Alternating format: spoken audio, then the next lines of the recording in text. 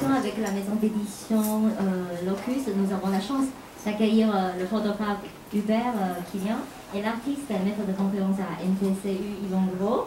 Et c'est un très grand plaisir de pouvoir les écouter tous les deux parler du nouvel ouvrage de Hubert, Le ventre de Taipei ce soir. C'est un très beau livre, comme vous le voyez, et il est publié en bilingue, pour ceux qui ne savent pas encore, en français et mandarin. Et c'est un livre qui rassemble des photos des gens qui travaillent dans la nuit à Taipei. Ce sont des photos qui sont prises à la plupart en 2013 par Hubert. Ouais. Et ces photos montrent à la fois des scènes familières et inconnues et nous emmènent dans un espace-temps unique. Alors, pour entrer plus dans le détail de ce bel ouvrage, je vais laisser la parole à Hubert et à Yvan qui va nous guider dans la nuit de Taipei pour peut-être familier, normal pour certains, mais sur réel pour d'autres.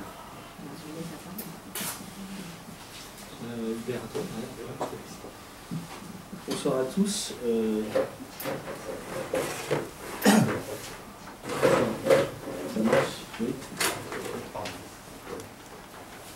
Bonsoir à tous et merci infiniment d'être là ce soir pour ce partage autour du ventre de Taipei, qui est effectivement un voyage onirique dans une ville imaginée qui démarre le soir tard et qui ne se trouve pas aussi facilement qu'on peut le penser.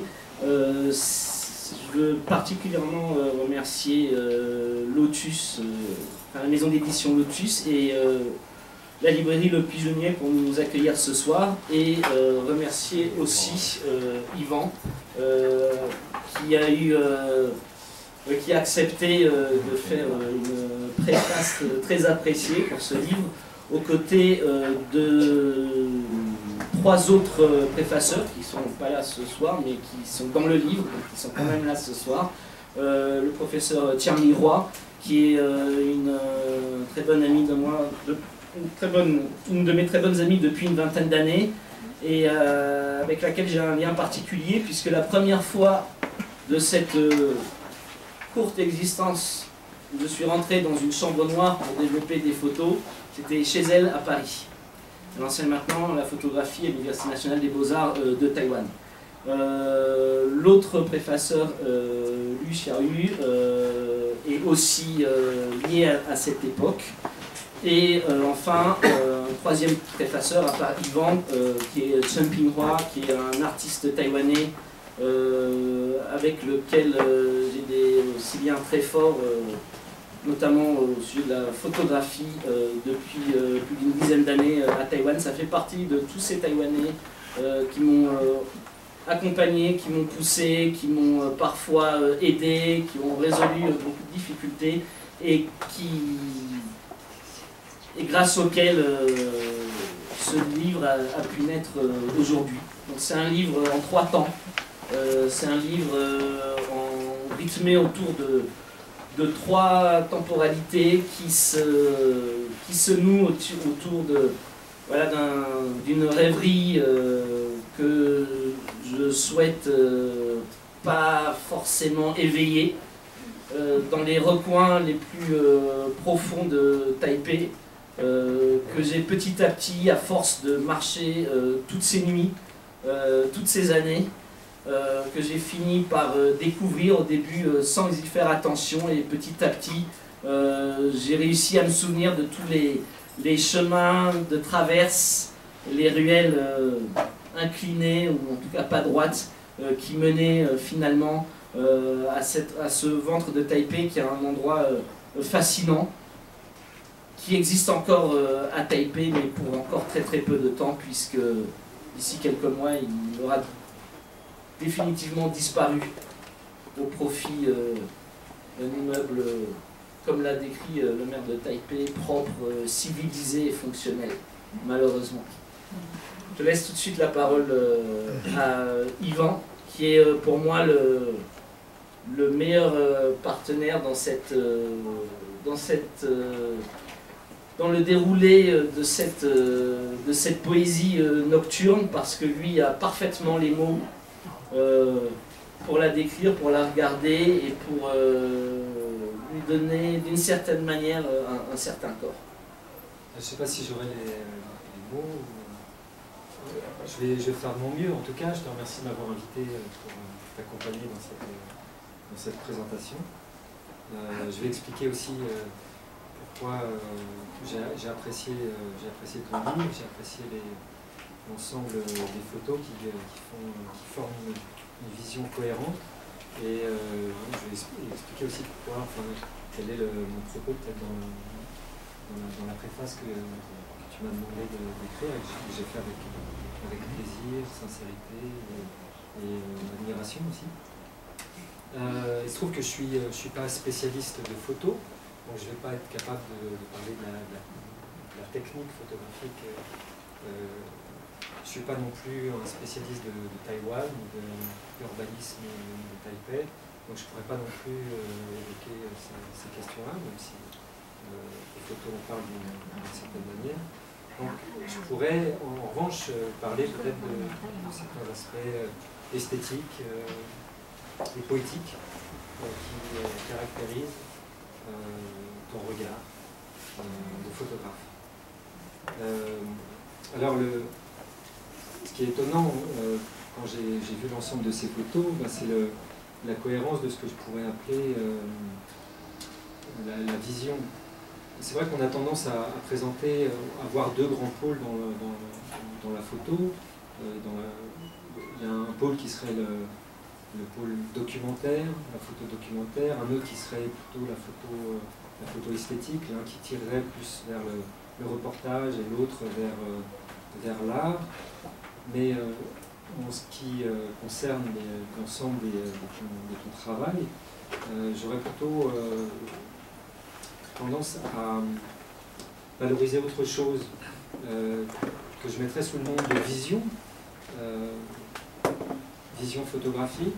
On entend par vision regard porté sur le monde, mais en même temps cette vision c'est un terme un peu galvaudé, donc il faudrait creuser, essayer de comprendre qu'est-ce qu'on entend par vision, qu'est-ce que c'est que qu'est-ce qu'on entend par ce terme-là. Alors peut-être un premier indice est dans le titre même de ton ouvrage que tu as choisi, le ventre de Taipei, puisqu'il s'agit d'une métaphore. Souvent, dans des visions artistiques, qu'elles soient photographiques ou autres, il y a quelque chose de l'ordre de la métaphore qui vient sous-tendre en fait cette vision. Alors qu'est-ce que c'est une métaphore? Une métaphore, si je prends la définition de spécialistes comme Lakoff et Johnson, par exemple, qui sont des cognitivistes, ils disent que la métaphore, c'est le fait de décrire un domaine conceptuel, une chose, par un autre domaine conceptuel. Et là, en l'occurrence, de quoi il s'agit-il? Le ventre de Taipei, ça suppose qu'on imagine la ville de Taipei comme un corps dont le marché de Wan-3 serait les intestins. On obtient la formule le ventre de Taipei, qui fait elle-même référence à peut-être un ouvrage de Zola, qui est alors du coup c'est intéressant parce que souvent, il y a quelques années, Hubert m'a offert ce livre-là, de Suzanne Sontag, sur la photographie, ouvrage de référence mythique sur la photographie que je ne connaissais pas et que j'ai dévoré et qui me sert depuis de... Je puise souvent parce que il y a plein d'idées, ça foisonne d'idées. Et je l'ai utilisé en même temps pour relire ton ouvrage. Et il y a plein d'idées. Une d'entre elles, c'est que les photos en soi ne disent rien. Pour qu'on puisse dire quelque chose, qu'une photo puisse dire quelque chose, il faut qu'elle s'intègre dans une narration, dans un discours. Et si on prend chaque photo en soi est intéressante, mais ce qui est intéressant de voir dans ton livre, ce qui fait la cohérence justement de la vision, c'est qu'on retrouve beaucoup d'éléments récurrents qui sont autant d'obsessions, de thèmes lancinants qui reviennent. Et c'est ça en fait qui, pour moi, mais j'imagine pour vous, et toi tu l'as construit aussi ton livre de cette manière-là, vu le titre, le ventre de eh bien, on peut reconstituer éventuellement le discours narratif. Souvent tu parles de potentiel scénaristique pour parler d'un lieu, et on peut survoler justement les différents thèmes récurrents que tu abordes, consciemment, peut-être inconsciemment, on va voir, pour essayer de présenter ton livre. Alors le plus évident, il est dans le titre, c'est donc le ventre de Taipei. Le ventre de Taipei, on peut l'imaginer de plein de manières différentes, on peut l'interpréter de plein de manières différentes. Qu'est-ce que c'est le ventre de Taipei?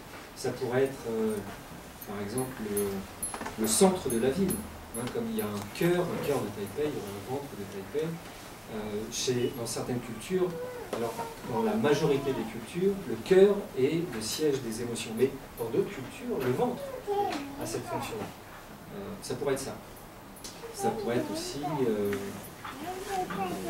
la ressource nourricière de la ville, le ventre de Taipei comme ressource nourricière de la population de Taipei. Ça pourrait être une autre interprétation de la ville.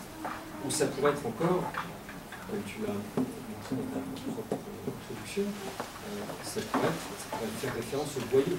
Le ventre, les intestins, les boyaux. Or, les boyaux en français, c'est comme ça qu'on appelle aussi les rues, les ruelles. Et il se trouve que dans on voit des ruelles. Ça pourrait être ça. Et ça pourrait être encore le ventre de Taipei, ça pourrait être aussi le bas. Hein, on parle des abats, on parle des bas, des intestins, pour parler des bas-fonds, de ce qui est en deçà de ce qu'on ne voit pas immédiatement au premier regard. Éventuellement, ce sur quoi on n'a pas envie de porter sur le regard. On a plutôt envie de détourner les regards. Et donc, ton travail à toi, ta vision à toi, c'est justement de nous forcer à regarder ce qu'on ne voit pas habituellement.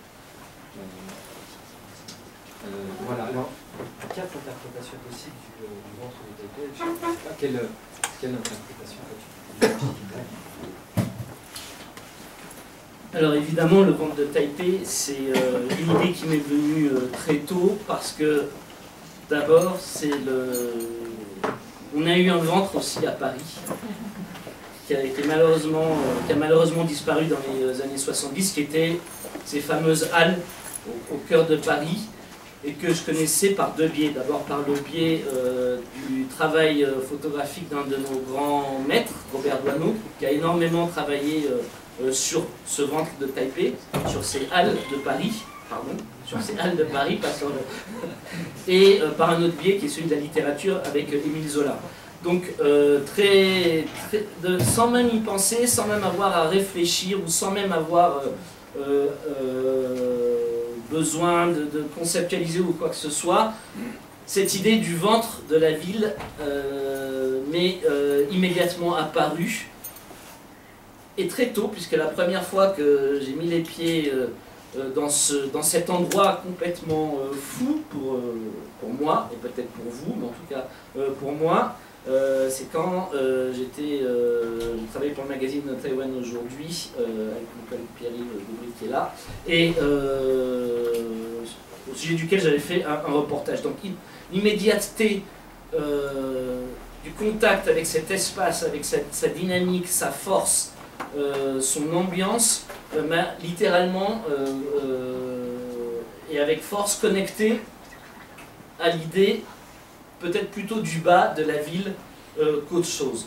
Et c'est ensuite, ça c'était en 2012, c'est ensuite un endroit que j'ai pas systématiquement continué à photographier, mais que j'ai gardé en mémoire.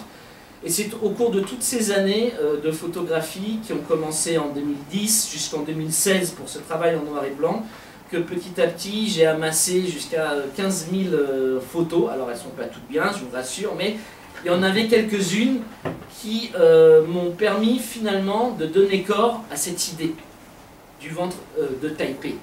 Et cette idée du ventre de Taipei ne pouvait pas se résumer seulement à cette métaphore toute simple qui serait l'endroit où on digère, où se trouvent les intestins.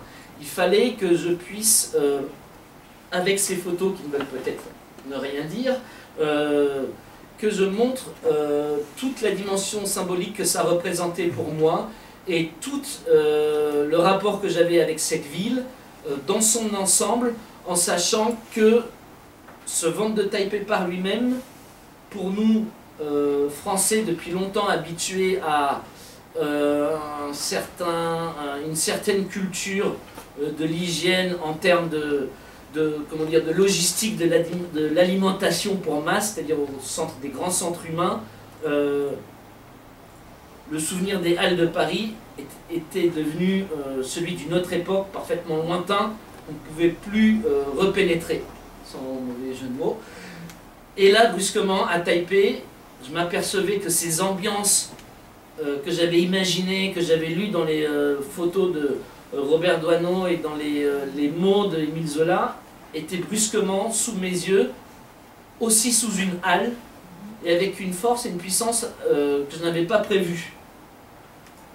Donc il y a cette idée de fonction essentielle de la ville qui est devenue évidente à mes yeux et que j'ai photographiée sans penser qu'un jour je pourrais organiser cette série et donner corps à ce ventre de Taipei. Et le plus important finalement pour moi dans ce livre, outre dans la troisième partie ce ventre de Taipei, c'est tout le processus qui y mène. C'est tout le processus qui permet de vivre cette ville et finalement d'arriver à cet espace qu'on imagine comme un ventre mais qui ne l'est peut-être pas et qui pour moi fait plus référence à une gigantesque mécanique alimentée par des milliers de travailleurs nocturnes qui n'existent que de jour et qui permet finalement de faire vivre cette ville en surface le jour dans la totale ignorance de ceux qui l'habitent de manière normale. Et pour rebondir sur l'approche en quatre, enfin la question de savoir quelle interprétation est donnée, la notion géographique de ce ventre est finalement très importante parce que d'une certaine manière elle ne doit pas exister quelque part et en même temps je ne peux pas m'empêcher de la voir comme située dans les cales de la ville, comme un paquebot où effectivement les gens qui travaillent pour faire avancer le paquebot, pour le faire voguer, sont ceux dans les soutes qu'on ne voit jamais, qui travaillent très dur. Et donc il y a aussi cette idée qui renvoie dans la première partie du livre aussi à cette idée de labyrinthe à laquelle on accéderait à des soutes auxquelles on n'est pas destiné à aller en étant un habitant et un animateur de la ville de jour. Donc il y a tout ce rapport entre une idée de la ville qu'on ne voit pas dans le livre et qui est celle que l'on connaît tous de jour, le Taipei que l'on connaît tous, et finalement ces soutes, ces cales qui ne prennent forme que à partir du moment où la ville au-dessus de jour s'endort, s'assoupit, pour finalement disparaître dans ces ruelles, dans ces vénelles obscures, et finalement, petit à petit, avec la boussole de la poésie, avec la boussole d'une intuition poétique, comme dirait Christophe le chanteur dans Les Mots Bleus, quand on arrive à poétiser, n'est-ce pas, on se retrouve perdu dans ce dédale pour arriver finalement à ce que, finalement, on ne peut pas nommer autrement que le ventre de la ville. Donc c'est joliment dit. Mais tu dis en même temps que l'ensemble de ces photos ne peuvent pas se résumer en fait uniquement à la métaphore du ventre. Et c'est vrai que c'est une vision qui déborde en fait cette simple cette simple métaphore. Et donc il y a une structuration peut-être plus complexe que la simple idée d'intestin. Et on retrouve plein d'autres thèmes récurrents dans ton travail, qui sont autant effectivement d'éléments poétiques. Alors si tu parles du régime nocturne par rapport au régime diurne, ça fait référence au temps, et notamment un des thèmes qui revient fréquemment dans ton travail, c'est on voit émerger des horloges. Exactement. Et parfois qui prennent la forme de nature morte. Je sais pas, page 105, j'avais vu, je sais pas si tu peux la voir. Elle arrive tout de suite. Comme c'est tout à fait exact que... Ça ponctue un peu. On vient d'en passer une. Ouais, 7h moins le quart. Et avant, 7h moins le quart, c'est bien... Ah non, je suis dans le sens inverse du temps. Pardon.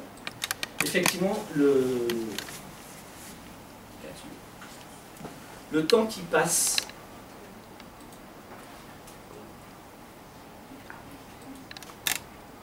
Le temps... Non, ça c'est autre chose.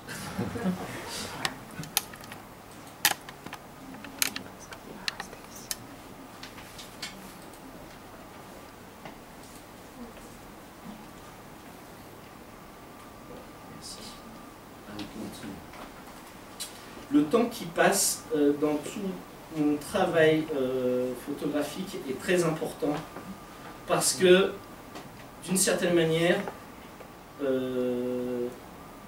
il le structure et en même temps, voilà, donc là c'est évidemment pas 4 heures de l'après-midi. Hein. Le temps qui passe pour moi fait partie des charpentes de mon travail photographique parce que depuis tout petit, en quelque sorte, j'ai l'angoisse de l'oubli, j'ai l'angoisse de ne plus me souvenir. Et c'est une angoisse qui s'est profondément déclenchée le jour où, dans une bibliothèque municipale en France, j'ai emprunté, à quelques mois d'intervalle, 2 fois le même livre, en ayant oublié que la première fois, je l'avais déjà lu. Et c'est qu'à la 41e page que je me suis aperçu que j'ai déjà lu ce livre. Et ça m'a profondément traumatisé. Et depuis cette époque, systématiquement, pour moi, l'acte photographique a aussi cette volonté de défier cette course effrénée du temps qui, malgré tout, efface les choses et d'arriver à, c'est peut-être même un peu vaniteux, mais d'arriver par la confection d'une image, la fabrication d'une image,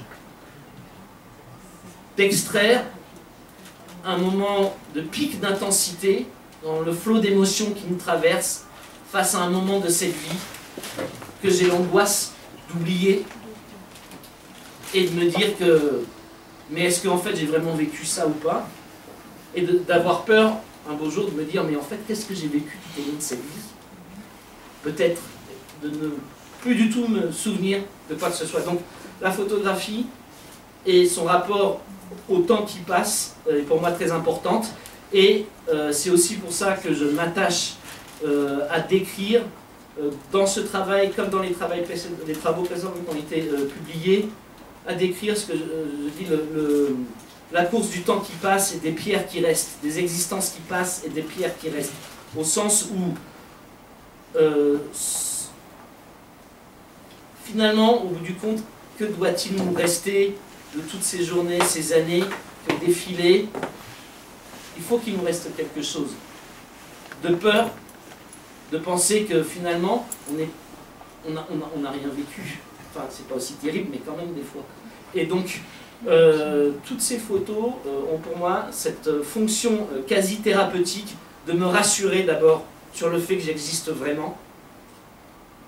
Ensuite, sur le fait que j'ai vraiment vu, ressenti, été ému de ce dont je suis le témoin, et de cette espèce de volonté absolue de vouloir l'enregistrer en dépit de la course du temps, pour être sûr que ça existait, et de le conserver comme une preuve de ce que j'ai vu, et de cette preuve de ce lien qu'on a avec le monde, et qui finalement nous définit, nous fait exister malgré tout. Et donc dans tout ce livre, et finalement sont exactement disséminés des horloges. Vous les trouverez en regardant attentivement certaines photos qui donnent un rythme comme ça, mais qui se veut un rythme 20 dans la mesure où, dans cet ouvrage, sur les 3 temps qu'il compose, le temps est censé s'être arrêté, et c'est quand on est délivré finalement de cette course du temps qu'on peut arriver à prendre la plénitude de cette existence et de son intensité. Et c'est aussi pour ça que je dis souvent que je préfère photographier non pas ce que je vois, mais ce que je ressens.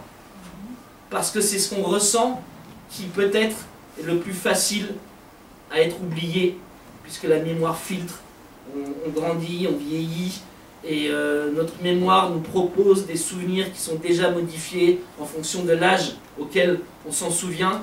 Et c'est toute cette angoisse par rapport à l'idée qu'on se fait de cette existence qui me pousse à prendre de manière aussi acharnée autant de photos.